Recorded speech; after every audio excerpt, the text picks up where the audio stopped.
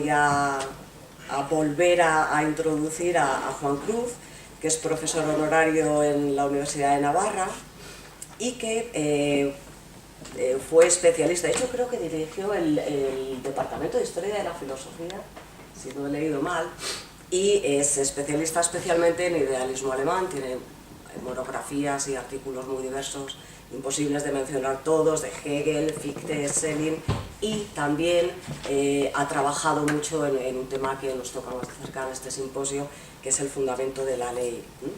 Y por mencionar una de las obras que tiene en este sentido, mencionaré la primera que él menciona, que es Fragilidad humana y ley natural. De manera que sin más, para no ocupar yo el tiempo que no tenemos, Juan Cruz tiene la palabra. Pues en principio muchísimas gracias por esta...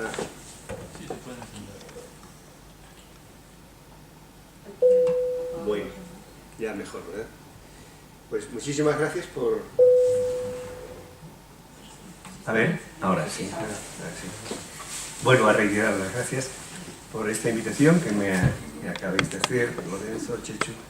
Y bueno, sin más voy a entrar inmediatamente al motivo y al contenido de esta, vamos a llamarlo así, charla rápida sobre los enredos acerca del probabilismo que hay en el siglo XVII. No voy a hacer más que esto, ¿no?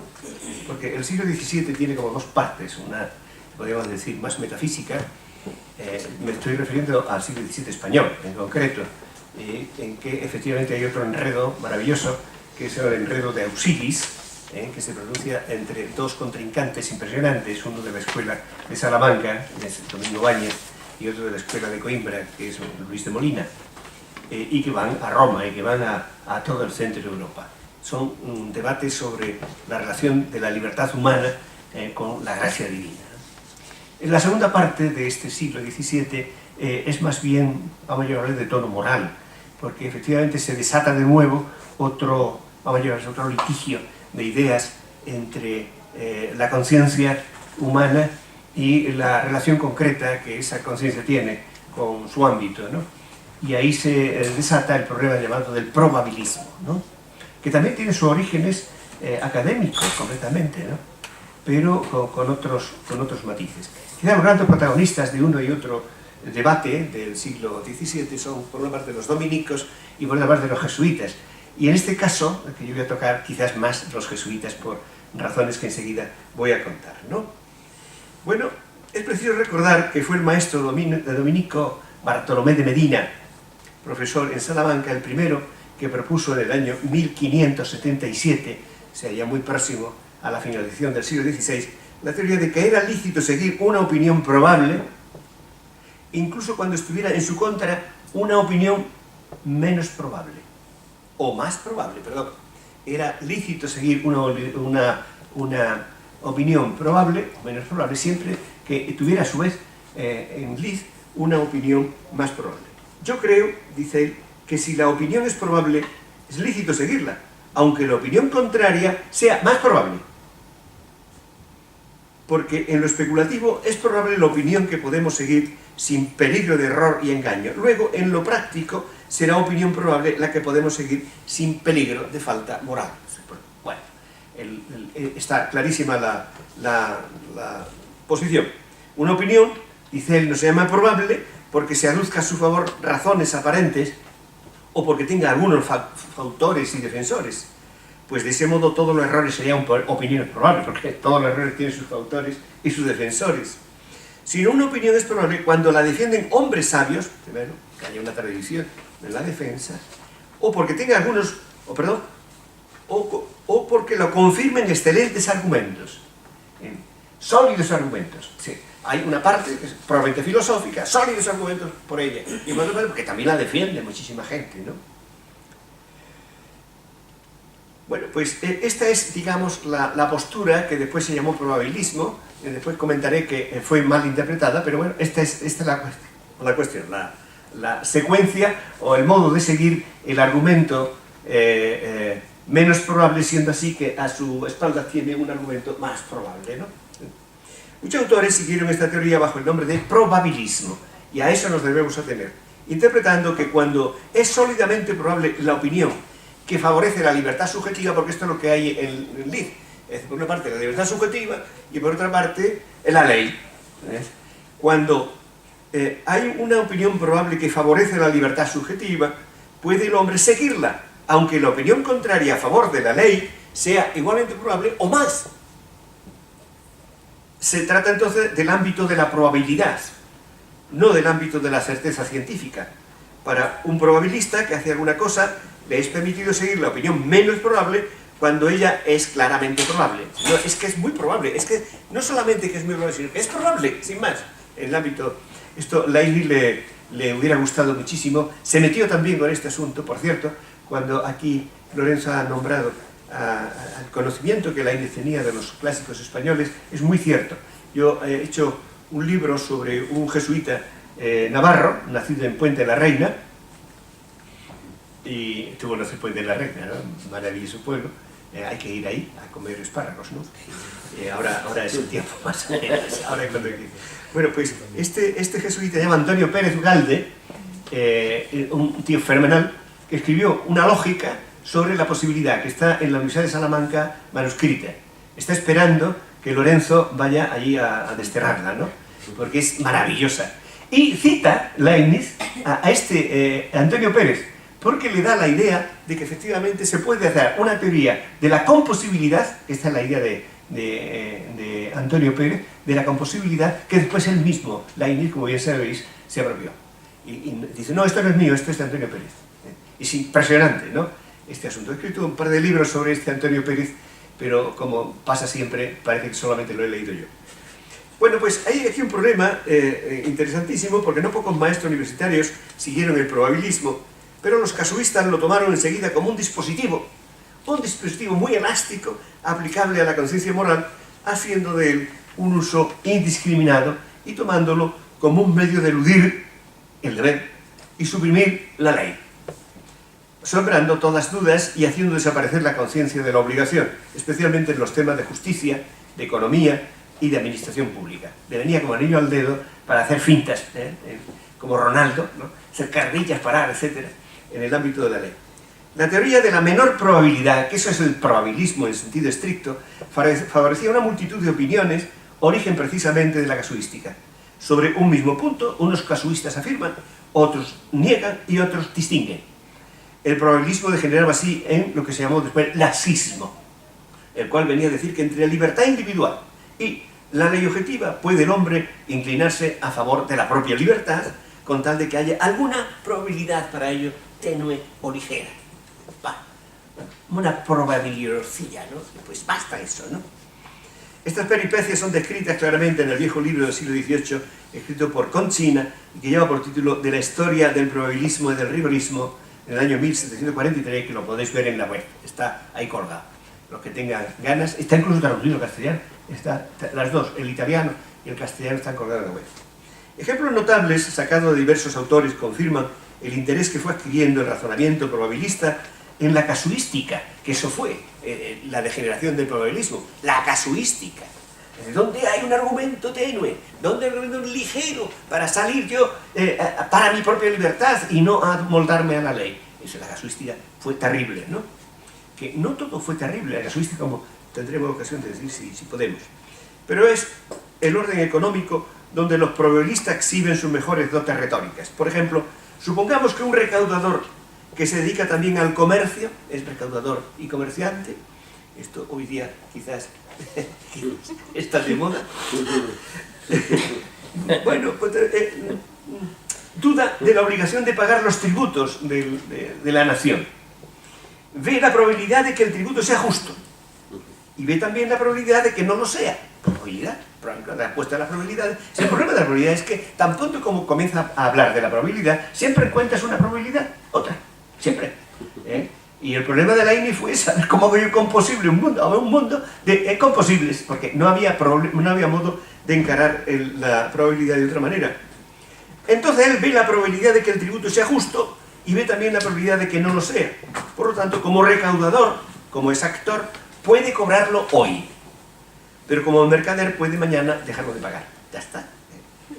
Está perfecto, ¿no? Como hay probabilidad, pero en contra, pues a ver qué hago yo, lo que me da la gana, y ya está, se acabó.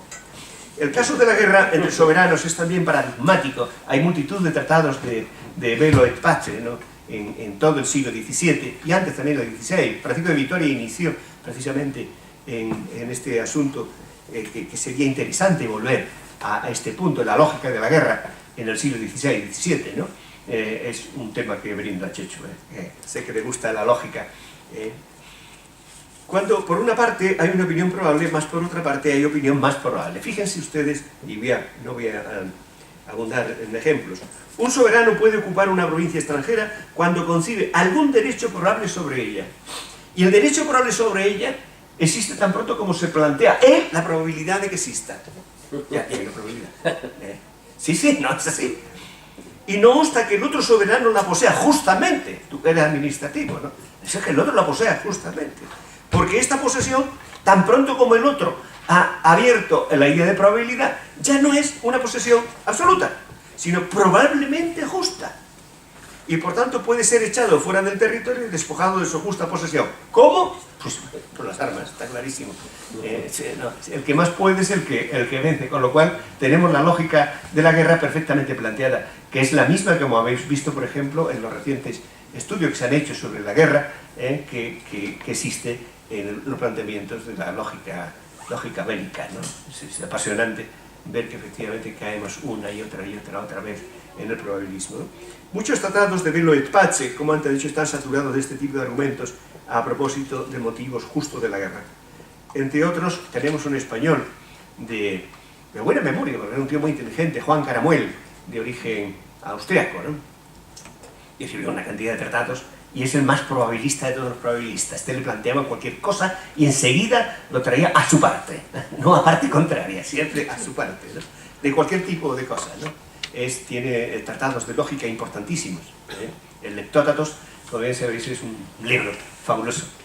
No estaría nada mal dedicarle al Leptótatos, porque influyó muchísimo en la lógica jurídica de su tiempo, también una pequeña partecita de algún coloquio que teníamos aquí. La presencia de los jesuitas en la escena intelectual de esta controversia, y hablo ahora ya de otra aplicación, que no es puramente la teórica, sino bien el enredo político que esto trae, digo que la presencia de la orden jesuítica se debe en buena parte a Blas Pascal, que en sus cartas provinciales buscó una palabra para identificar a todos los que no compartían el rigorismo jansenista. Y no se le ocurrió otra mejor que el jesuita. Término que ya estaba en escena, por supuesto, pero que bajo la pluma del francés se convierte en figura literaria o mejor en arquetipo.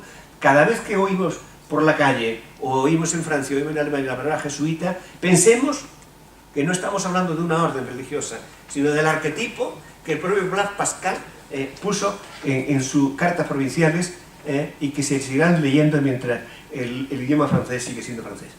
Lenguaje retórico maravilloso, impresionante. Todo Pascal, las pensées y las cartas provinciales. La provincial es un modelo de cómo se debe escribir con humor en filosofía y sobre todo en derecho, ¿no? Se convendría también tratar alguna vez aquí de Pascal, ¿no? No vengo a dar lecciones, perdón, porque soy muy, como andaluz, soy muy retórico yo también, y parece que quiero dar lecciones. No. Los que me conocen saben que soy una persona muy sencilla y bastante oscura, en el sentido de que no me gusta figurar. Estas cartas cuentan con una retórica muy bien graduada por la ironía, la polémica entre jesuitas y jansenistas. La figura del jesuita es descrita especialmente en la carta cuarta. Aparece allí como un tipo reflexivo, un tipo mundano, convertido en un moralista enredado en casos de conciencia que son manejados desde una equívoca postura probabilista. Sería el tipo que supedita la moral evangélica a una casuística mundana, digamos, el que trae el agua a su molino siempre, ¿no? En su brillante escrito de las provinciales, Pascal pretende defender la obra del jansenista Arnauld, la Théologie morale des Jésuites, pero su fuente directa fue la Summula Casum Conscientiae, como no, del jesuita Antonio Escobar. Se trata de un tratado de casuística. Fue extraordinario el éxito de estas cartas y consiguió incluso que el Papa Alejandro VII ordenase revisar en 1665 los textos casuísticos de moral, condenando además varias proposiciones de estos textos. De modo que en este momento los jesuitas entran, en cierta manera, de hoz y coz en el aparato político de la época, de modo que ya estaba envidiosamente molesto el mundo intelectual por el espléndido esfuerzo intelectual y científico que la compañía había desplegado por todo el mundo, allegando, eso sí, cabezas de primer orden. El arquetipo pascaliano de jesuita fue un elemento negativo más que llevaría a la expulsión de los jesuitas desde 1759 a 1767, ocurrida en los católicos reinos europeos de Portugal, Francia y España, así como en sus respectivos imperios coloniales, que bien sabéis, un desastre desde el punto de vista intelectual, piense lo que se piense de los jesuitas. Estudiando a fondo la obra de este Antonio Pérez, he visto que los jesuitas tenían cada 40 kilómetros un colegio de formación no de jesuitas, sino de formación de intelectuales. Es decir, de manera que en un día podían ir de un sitio a otro, por toda España, sin necesidad de irse a una pensión. Uno ve esto y se le da escalofríos, ¿no? En mi propio pueblo, Baeza, es un pueblo precioso de la provincia de Jaén, al que os invito a ir, y si estoy yo allí os lo enseñaré, porque es un pueblo renacentista, declarado Patrimonio de la Humanidad. Había 2 centros de jesuitas, 2 colegios, y era un pueblo que tenía 15.000 habitantes por entonces, lo mismo que tiene ahora, por cierto. Y uno se puede dar cuenta hasta qué punto estaba el mundo intelectual en manos de ellos. Cuando expulsan a los jesuitas, España quedó vacía. Siglo XIX, sí, parte del XVIII y siglo parte del XIX, es un verdadero erial intelectual en España, pero por la falta de jesuitas. No estoy defendiendo aquí que fueran católicos o no fueran católicos, es cuestión, sino que no hubo, en realidad, intelectuales capaces de formar a la gente. No puedo, sin observar que para Pascal lo contrario del rigorismo jansenista es la doctrina de los jesuitas, calificada de modo genérico como probabilística y casuística, términos que se usarían en Francia para asegurar que tal doctrina era incompatible con la monarquía francesa. Decía, la hija mayor de la Iglesia, según se aseguraba en aquella corte, Francia, la hija mayor. Tampoco puedo perder la ocasión de subrayar aquí la mucha hipocresía que sobre el probabilismo hubo en esas cortes europeas, pues en el siglo XVI ni el español Felipe II ni el francés Enrique III hicieron ascos a los dictámenes de las universidades, que esas universidades, la de Salamanca, la de Alcalá, etc., hacían de uno u otro signo para indicar la mayor probabilidad y cuasi certeza de los derechos que cada monarca tenía a los reinos o provincias que reivindicaban para su propia causa. En el siglo XVII se seguían exigiendo estas deposiciones universitarias de ese dado carácter político, chauvinista. Es decir, hago el informe para ti, para que te salga bien. Todavía se siguen haciendo ese tipo de cosas, ¿eh? Estas monarquías eran probabilistas en la práctica política, pero antiprobabilistas en la práctica religiosa, sirviéndose de uno u otro registro según conveniencia de oficio. Se hizo la anexión de Portugal a España en virtud de dictámenes probabilistas. Pero se invocó después precisamente el antiprobabilismo regio para desfenestrar a los jesuitas. La católica Francia, la católica España, el católico Portugal, etc., eran antiposibilistas, antiprobabilistas. Por lo tanto, fueron jesuitas. Habían dicho que dieran dictámenes probabilistas, precisamente. Bueno, pues Pascal y los jansenistas acabaron haciendo a los jesuitas imputaciones calumniosas socolor de reformar unas costumbres supuestamente estragadas por el uso de la probabilidad. Una vez conocidas las condenas de Alejandro VII, lo que Alejandro VII hizo del probabilismo en 1690, hubo una reacción generalizada en contra de ese sistema. Unos autores se aplicaron no a abandonar el probabilismo, sino a depurar el probabilismo, bajo finos matices como el equiprobabilismo, con la enseñanza de que si el hombre tiene duda entre el área objetivo y la libertad individual, puede inclinarse a favor de esa libertad cuando sea igualmente probable que exista la ley o que no exista. O sea, haya igual probabilidad en un caso, no menos, pero igual. O sea, habían subido, digamos, un poco el tono objetivo, pero ahí se quedó las cosas, ¿no?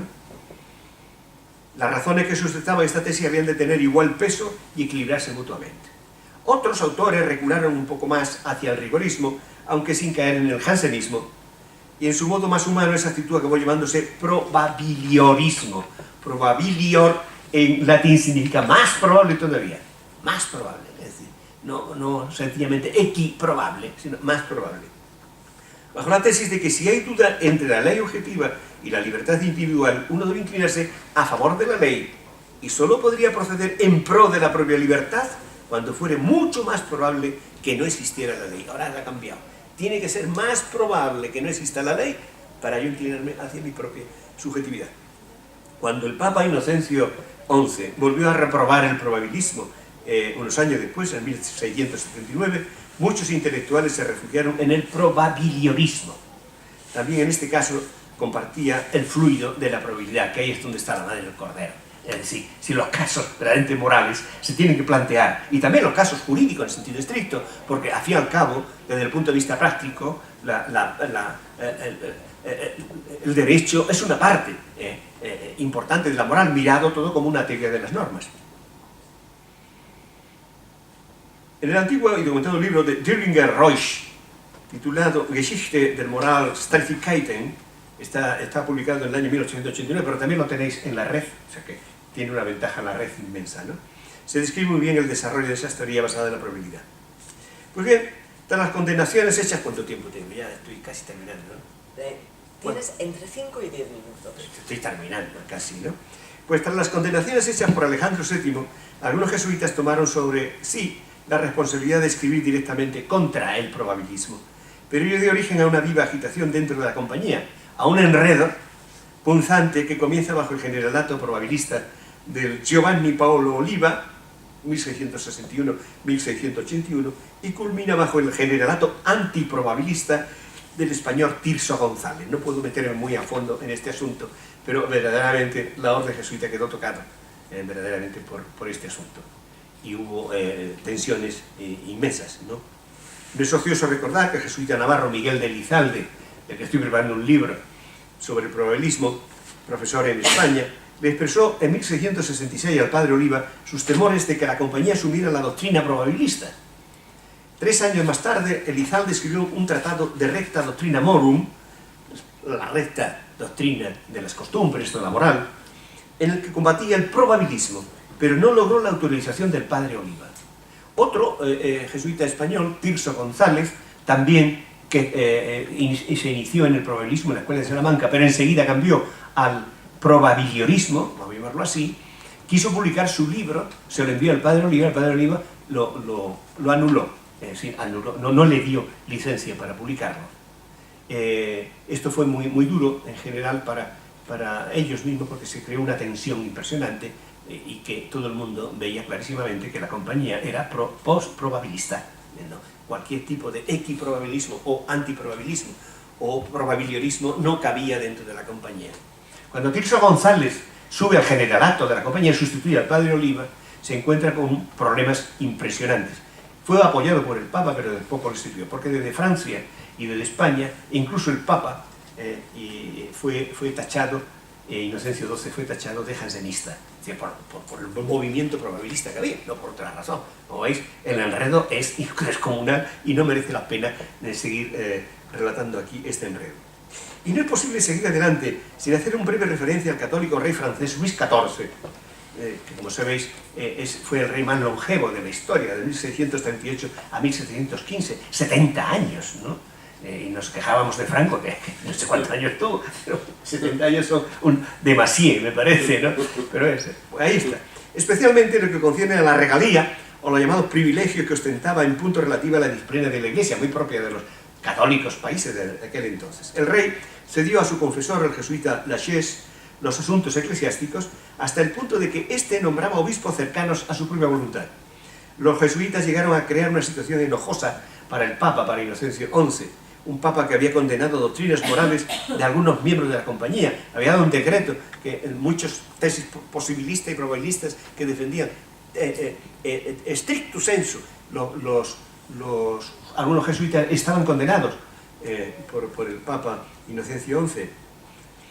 Los jesuitas franceses, apoyados por el rey, intentaron crear incluso una división de la compañía. Fue dolorosísimo, esto también para toda la Iglesia, hasta el punto de querer apartarse de la autoridad de su general, del general en Roma, de Tirso González.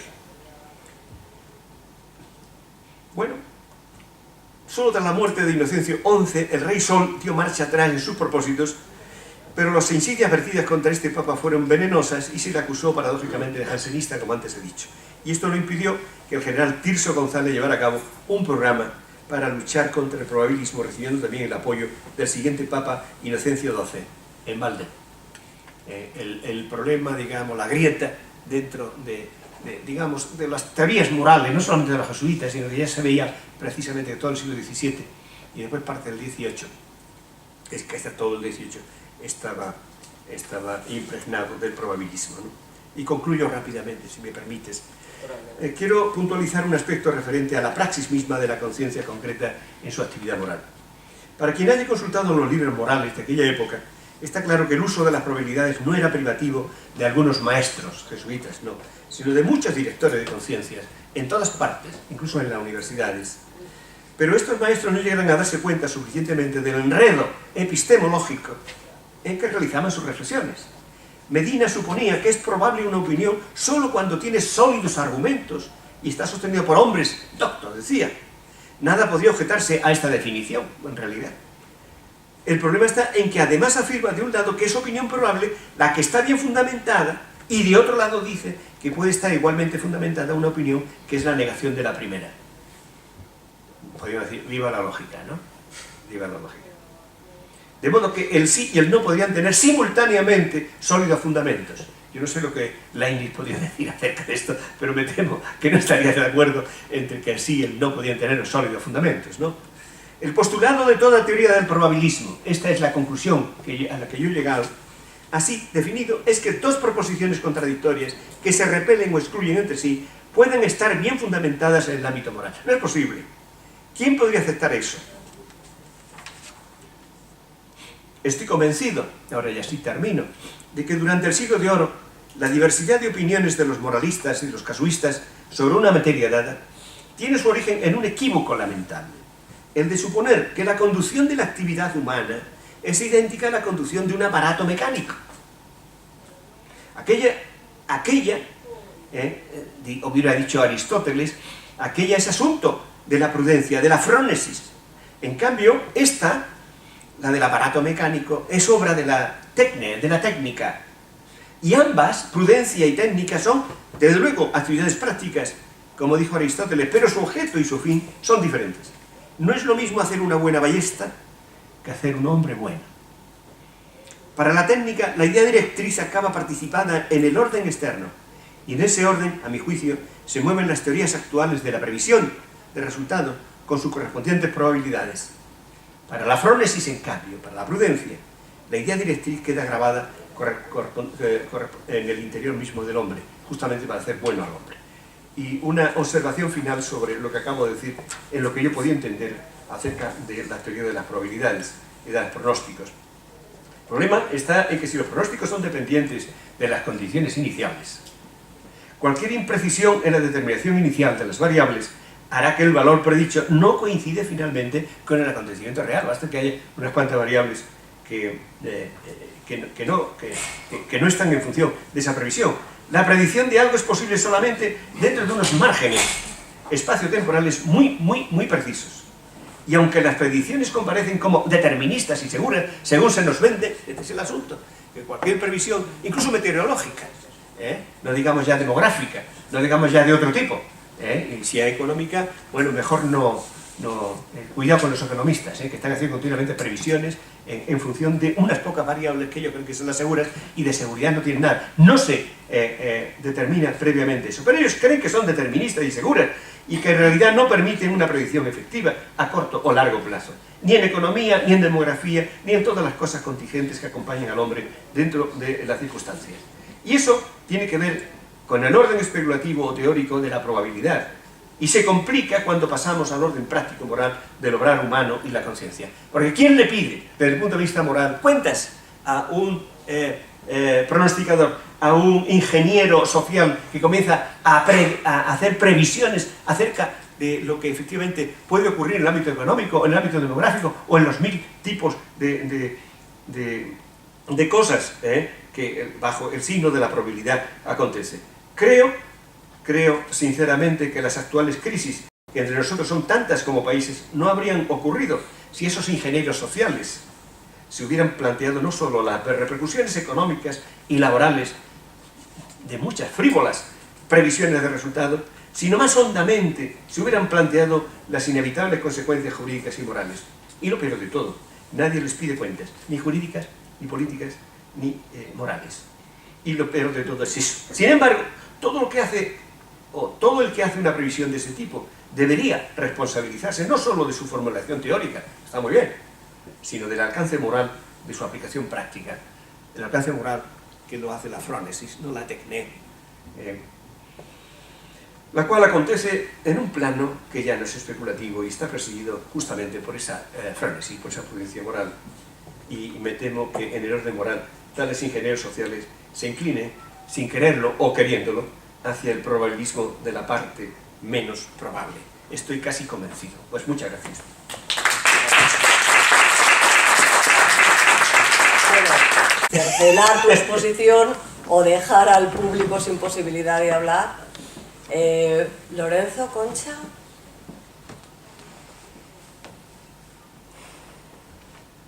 ¿Tu nombre? Javier. Javier. Es navarro, se llama Javier. Javier, yo si no me lo podía haber imaginado. Muy bien, Lorenzo. Bueno, vamos a ver. Siéntate, Lorenzo, o vas a hacer aquí. No, quiero hablar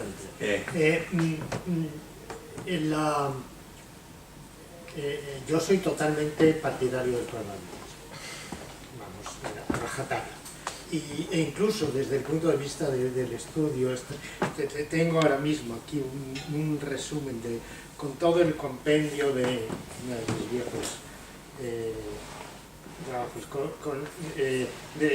Yo pienso que hubo una injusticia en el trato al probabilismo, que la propia Compañía de Jesús se sintió acomplejada y dentro de lo que tú has expuesto prevalecieron autoritativamente otros argumentos. El probabilismo es la apuesta de la libertad. Es decir, el probabilismo se puede expresar de una manera muy sencilla. Y es que para decir que una conducta es ilícita o prohibida, hay que demostrarlo. No solo sostener argumentos que hacen probable o más probable que sea ilícita, sino demostrarlo. Hay que probarlo. La ilicitud hay que probarla. Y mientras no se pruebe la ilicitud, la conducta es lícita. Y efectivamente, dos conductas, una conducta puede ser tal que haya la misma probabilidad de que sea lícito que de que sea ilícita. Por ejemplo,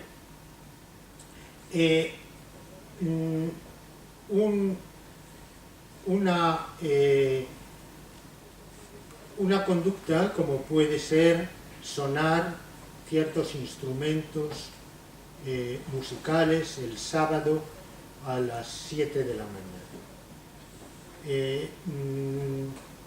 que lo realizan unos vecinos de Cemosaipa o israelita. Se puede decir que amparados por el derecho a la libertad religiosa, realizan esa conducta y que están ejerciendo un derecho constitucional, la libertad de conciencia, del artículo 16 de la Constitución española, que no solamente permite tener en su fuero interno, no faltaría más, las convicciones ideológicas que uno quiera, sino vivir según ellas y por tanto expresar de los modos. Pero por otro lado hay unos reglamentos, unas normas que prohíben la perturbación matinal. Bueno, es difícil establecer una demostración, y mientras no haya para eso están las ponderaciones. El Tribunal Constitucional acude a la ponderación, pero si la ponderación no da un resultado concluyente, podemos decir que tanta probabilidad hay de que la conducta sea lícita como que sea ilícita. Yo soy un juez y me viene alguien con un demandante quejándose de eso. Digo, mientras no se pruebe lo contrario, la conducta es lícita. Eso es probabilismo. Es decir, es una opción pro libertad. Tiene usted que no solamente expresar una probabilidad, incluso una mayor probabilidad de ilicitud, sino que tiene que probar que la conducta es ilícita. Claro, ya sé que jurídicamente lo de probar es relativo todo eso, que no tenemos pruebas como las de las matemáticas, pero digamos que esa sería mi punto de vista. Por esa razón soy pro. Sí, señor. Y eso estoy de acuerdo, que tal como lo has planteado es así, o sea que no tengo nada que añadir. Pero vuelvo a decir lo mismo, ¿no? El problema, según mi punto de vista, el problema no es tanto técnico desde el punto de vista de decir qué probabilidades manejamos aquí ahora y vamos a discutirlas, sino efectivamente, me voy a retraer un poquito en mi respuesta hacia la fenomenología. Y no es por hacer aquí acopio de argumentos ajenos al propio tema, ¿no? La fenomenología había dicho que todo acto llamado noesis tiene como complemento objetivo un noema, es decir, la esencia propiamente dicha del objeto. Mi pregunta, a lo que acaba de plantear el profesor Peña, es la siguiente. Es cierto que en el orden práctico, es decir, en la conciencia concreta, cuando uno está actuando, tiene su noesis, es decir, la certeza que en definitiva ha de tener para obrar moralmente, delante un noema de probabilidades. O mejor dicho, voy a ponerlo de manera mucho más drástica. Es preciso que efectivamente exista ese noema de esencias que son probables, ¿eh? Yo creo que no. Desde el punto de vista de la conciencia práctica, inmediatamente uno obra en función de, por supuesto, de la formación moral que tiene, no de otra, pero no se hace cuestión en ese momento de la acción, que si la acción es probable, más probable o efectivamente. Es decir, no se hace una cuestión técnica, sino una cuestión prudencial. Mire, aunque sea una barbaridad lo que voy a decir, si en un momento determinado yo creo que matar a ese señor es bueno, porque en ese momento lo creo, lo mato, bueno, el juez me va a meter en la cárcel, ¿no? Pero mi conciencia será siempre recta en ese caso. Es decir, ¿por qué? Porque no tengo tiempo, y porque además lo práctico no te da tiempo tampoco para juzgar acerca del caso concreto. ¿Por qué piensa el sistema de la probabilidad que la conciencia moral es un acto? Una noesis que correlaciona con un noema constituido por opiniones en conflicto y jerarquizadas por grado de probabilidad. ¿Por qué considera luego que debe optar por ella según la suficiencia o insuficiencia de sus fundamentos? ¿Y por qué el noema mismo ha de estar constituido por opiniones sobre el mismo objeto con grado de probabilidad distintos? Si es que no ese es el problema desde el punto de vista práctico, desde el punto de vista teórico sí. Y estoy de acuerdo que efectivamente desde el punto de vista teórico hay que plantear eso, pero para los moralistas, no para el individuo que obra en concreto. Para los moralistas sí. Está bien que efectivamente el moralista se plantee esos problemas, ¿cuál sería en teoría más? De hecho, mira, hasta qué punto te voy a dar la razón. En la conferencia que hemos colgado en la red, Chechu, ¿la hemos colgado? Sí. El último punto habla del universal vago. Es decir, una cosa es la ética desde el punto de vista científico, ahí tiene sus normas, hay que discutirlas, y otra cosa es el obrar prudencial. Entre la ética y la prudencia hay un campo que es difícil de manejar ese campo, pero para la ética hay un punto en el que dice aquí me tengo que parar porque no puedo entrar en el campo de la prudencia. ¿Dónde se tiene que parar la ética? Hablando de probabilidades, en el llamado universal vago. Os voy a leer rápidamente un breve texto que tiene un moralista de la Escuela de Salamanca llamado Gregorio Martínez, que yo creo que es el que tiene tres tomos de moral publicados antes que el propio Bartolomé Medina escribiera, ¿no? que es uno de los primeros, o de los segundos de la Escuela de Salamanca, dentro del siglo XVII, del siglo XVI. Os voy a leer este texto porque me parece que es, y con eso yo pediría que termináramos, porque efectivamente no me puedo... No, o sea, hemos empezado muy tarde, entonces yo os voy a ceder la palabra a los dos, estoy segura de que Juan va a ser breve. Dice, la ética desciende, dice este individuo, como mucho hasta los singulares vagos, dice, no puede más. Y mientras está descendiendo los singulares, estoy de acuerdo contigo, dice, hay que ver las probabilidades, las posibilidades, los casos hay que verlos, y que eso no se hace con una casuística. El problema de la casuística es que invita al individuo concreto a que ejerza la probabilidad continuamente, ¿no? Ahí está el problema. La ética desciende como mucho hasta los singulares vagos, dice el vaga, pues se requiere la prudencia para dirigirse a los singulares determinados y para actuar aquí y ahora conforme a las circunstancias individuales. Pero este punto no es alcanzado por la ética, porque llegar hasta la acción que hay que ejercer aquí y ahora lo hace la razón práctica en forma de prudencia. Evidentemente, pertenece a la razón especulativa, aunque se llame hábito práctico, solo desde el punto de vista de la especificación y por su inserción en el sujeto. Ciertamente puede llamarse práctica, pero no actúa de modo práctico, sino especulativo. En realidad puede ocurrir que haya un filósofo moral muy entendido en probabilidades, de arriba y abajo, pero perverso y depravado en sus acciones. Y lleva razón. Este singular vago, que va descendiendo la ética hasta que se tiene que parar antes de pasar la prudencia, este singular, como el límite inferior de la ética, fue afanosamente tratado por la denostada casuística del siglo de oro, y en muchos casos hace tipos, que es lo que quería, por ejemplo, Max Weber, conseguir tipos desde el punto de vista moral, antes de pasar a la acción prudencial, y muchos otros lo siguieron, y creo que ya lo habían hecho lo de la Escuela de Salamanca. Tipos, individuos vagos, que no son exactamente formulaciones teóricas de la moral, sino aquel punto en que se identifican varios elementos de posibilidad para poder actuar, y a los que la ética se para ahí, ¿no? Y eso la casuística lo hizo muy bien. Por eso yo reivindico, y voy a reivindicar ahora en la conferencia que voy a dar en Alemania, reivindico el papel de la casuística en este punto, porque fue, a mi juicio, la línea que unió justamente a la ética con lo que después ocurrió en la fenomenología y en los movimientos post-dilteyanos con el asunto de la configuración de los tipos, como Spranger, por ejemplo, que escribe una maravillosa ética, una maravillosa psicología de los tipos. Ahí es donde tiene que llegar la ética.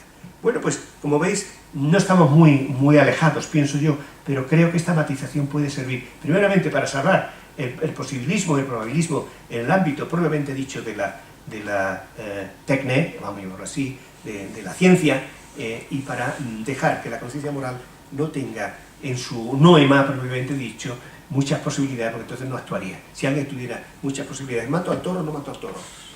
Viene el toro, ¿me voy o no me voy? ¿Es bueno que me quede? Sale corriendo, se acabó. Es decir, bueno, ya estará formado ese hombre para saber cómo se corre y hasta dónde tiene que llegar. Bueno, pues hasta aquí hemos llegado. Os voy a ceder las dos palabras, aunque ahora sí que ya estamos en el límite del tiempo, de manera que os ruego brevedad a ambos en las preguntas y, por favor, Juan, en las respuestas. Concha. Diré sí, no, tampoco es igual. ¿Quedo yo ya sola o es que hay otro? Hay otro. Yo puedo renunciar, Bueno, uno renuncia, de manera que... Esto no os da más tiempo, os da el tiempo. No tengo reloj, pero voy a procurar ser muy breve. Gracias, Agradezco ya de la intervención de Lorenzo y bueno, agradecerte mucho esta conferencia tan bonita y decirte que ya me acordé de cuando yo hacía mi tesis, claro que te leí lo de y Antonio Pérez, nuestro gran leibniziano que tenemos también. Ah, sí, lo leíste. Que ya recordaba yo. Ya había alguien que me leyó. Claro. Pues en la Universidad de Navarra no me leyó nadie. Cuando te fui a saludar, yo decía, ya este hombre lo leí, y ahora ya me quedó claro. Bueno, entonces, por no alargarme ahora sobre este tema, aunque te invitamos, luego ya le invitarás Chechu a que venga al Congreso Leibniz que tenemos en San Sebastián justamente entre el 17 Expondré lo de Antonio y el 20 Pérez. de junio, que contamos además con la conferencia de clausura de Lorenzo. Pero bueno, yo a lo que iba aquí con el tema, que me ha encantado, ya te digo, tu conferencia, y bueno, recordando un poco toda esta época y todo lo que yo trabajé en su momento también, o sea, me parece que claro, el tema del probabilismo moral y del probabilismo jurídico, que además en Leibniz está clarísimo también por toda su formación jurídica, esto que tú acabas de hablar ahora, del casuismo también, ¿no? Lo que ha dicho Lorenzo absolutamente, o sea, es la cuña, digamos, que en esta época yo creo que se mete claramente en favor de la libertad y en favor de la responsabilidad humana. Pero claro, es que todo este hervidero y toda esta complejidad de discusiones, no tenemos que olvidarnos, que es un poco lo que yo quería traer aquí a colación, está en el tema del probabilismo en el deber ser, en el campo de la ética, pero también la probabilidad en el campo ontológico del ser y la discusión, claro, que es por todo esto que tú decías, el enredo político que muchas veces tiene que ver con conciliar, y yo creo que Leibniz en esto se esforzó y fue especialista, ese probabilismo que defiende la libertad con el determinismo, que además es la discusión de todos estos señores, si yo no recuerdo mal, y también de Arnaud y de la lógica de Port-Royal, que quieren también compatibilizar la argumentación y la lógica con la idea de la previsión divina, es decir, esa ley es también la ley de Dios que puede prever, o sea, Él sí que puede prever. Entonces, tiene que conciliarse de alguna manera todas esas previsiones probabilísticas con ese campo superior de la presciencia y de la lógica, y allá me parece que es lo más bonito, que qué pena, ya saldrán estos temas, no poderme quedar más tiempo ahora, que es donde se da en la mano la argumentación con la ética justamente y el principio de lo mejor. Sí. O sea, la idea del principio de lo mejor me parece que ahí, y es lo que quería yo sacar o comentar, y a ver si podemos, si no mañana, hablar más de esto, Pues sí. porque es lo que a mí más me apasiona de toda esta época. Sí, muy rápido. Sí. Me parece genial, me parece estupendo. No tengo nada más que añadir, sino un aplauso, de verdad. Pues os agradezco mucho que os hayáis moderado en las respuestas, no tanto en las preguntas, y vamos a pasar a nuestro siguiente.